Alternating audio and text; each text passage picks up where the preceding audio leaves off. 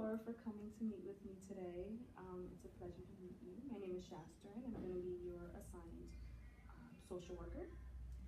So I did get a little background information from our intake coordinator, and I just wanted to hear from you. What brought you in to our program? Well, I've been using, using drugs, and I've been clean for a while, and I'm going to groups, and but my most difficult thing is that it's boring. It's not the same lifestyle that I used to have, and I started dating. Okay. And some people are not happy with me because he drinks. And so I guess it's not a good thing that if you're in rehab, starting to date someone that's also, drinking. So I'm not comfortable sharing that part. So I went to the doctor because I wasn't feeling well, I wasn't able to sleep, and he prescribed some medication, which I am hesitating to fill because, again, I know that if I start taking them, then I don't think that's a good idea. And like I said, I go to NA and AA, but they seem like they're a cult, and it's boring. So,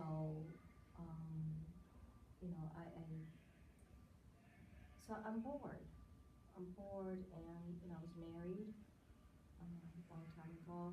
Things didn't work out, so we got a divorce, and I got pregnant, but lost my baby.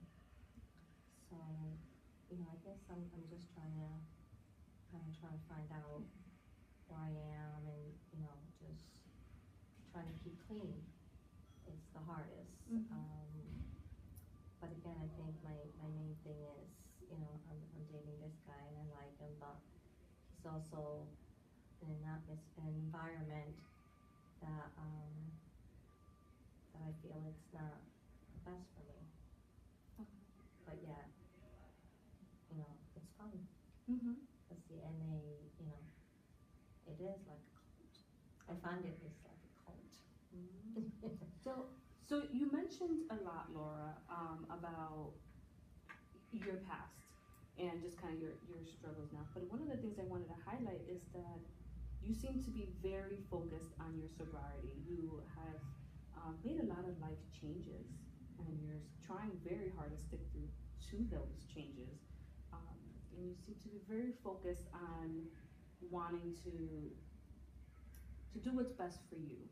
And you mentioned that things aren't fun anymore. Tell me a little bit more about that, about what used to be fun for you, and kind of where you find yourself at now. Well, I used to go out with the girls. I had a few friends that I used to hang around with, and we used to smoke and do our thing, and that's not possible anymore. Okay. If I want to stay clean. So I guess I'm probably trying to find it hard to change, to live this life where I find it bored, and I know it's not bored because I'm trying to stay clean, and but that's what I used to do, just hang out with the girls and get high, and that used to be fun back then. So you're having a difficult time finding something that can replace that part of your life, where this is what I did for fun. It sounds like you're having a difficult time finding a new activity that you would find just as fun.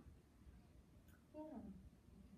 So tell me a little bit more about what you find fun about your relationship now with Delvin. Okay. So I know that you highlighted that he can be a risk to your sobriety, and I know how important that is to you. So tell me a little bit more about the fun that he kind of brings into your life. Because we're able to talk and laugh, but I see it's kind of hard because he's drinking. So that's always tempting, but I think I like the companion, to be able to just kind of talk and, have someone to hang around with. I enjoy that. I enjoy that with him. But then I feel like, I have to keep it a secret, in a way, because I don't think, they'll approve, if they know I'm dating or seeing him because of his drinking. And so that makes it hard. So the relationship with Delvin has multiple challenges. Not only is he kind of a risk to your sobriety, but the challenge lies there too, that it's almost a secret part of your life again. But you enjoy that companionship. You mentioned that you've been married in the past, and so it's nice to kind of be out there and dating again. So it sounds like you're enjoying that there's someone close to you. So, you mentioned being able to have someone to talk to again, and just kind of and laugh with and things like that. So tell me a little bit about your support team, okay, your support system.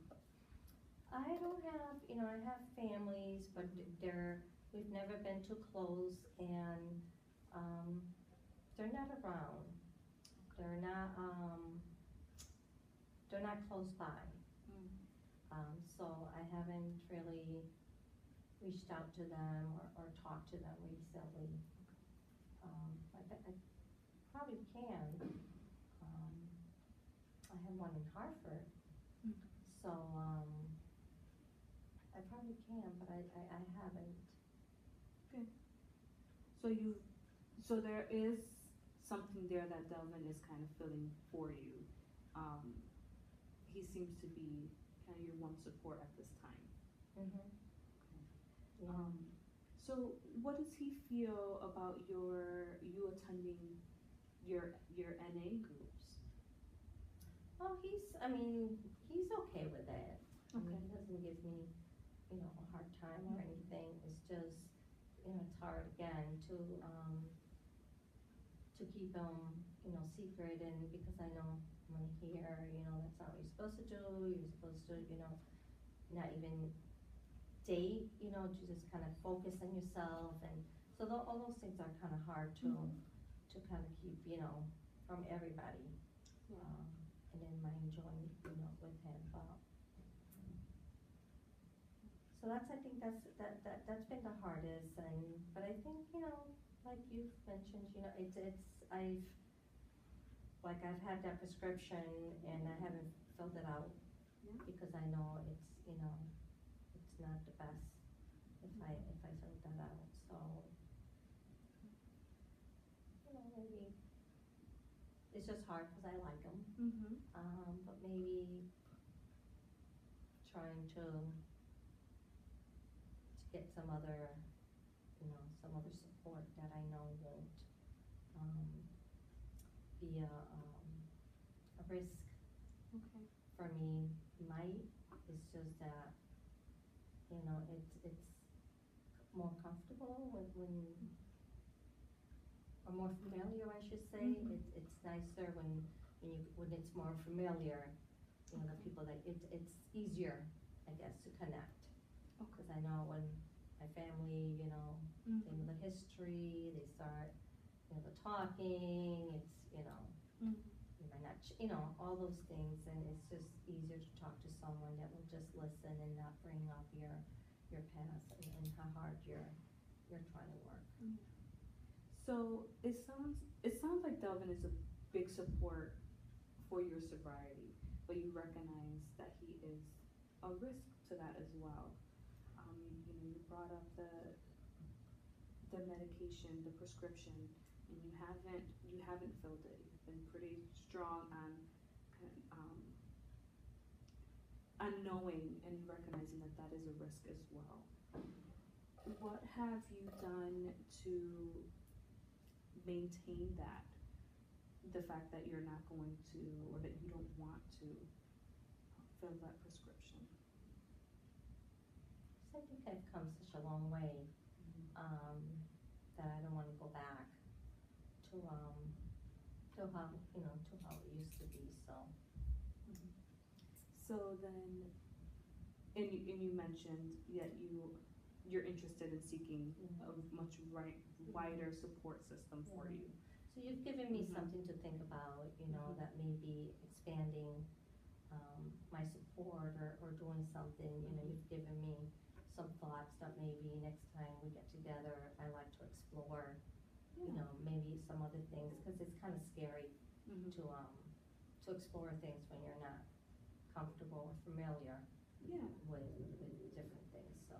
So we touched on a lot this session. You have a lot of great strengths and qualities that have been working towards your sobriety, and you want to maintain that as your priority. And so next time we can, when we get together, we'll definitely explore those ideas and those options for to expand your social supports and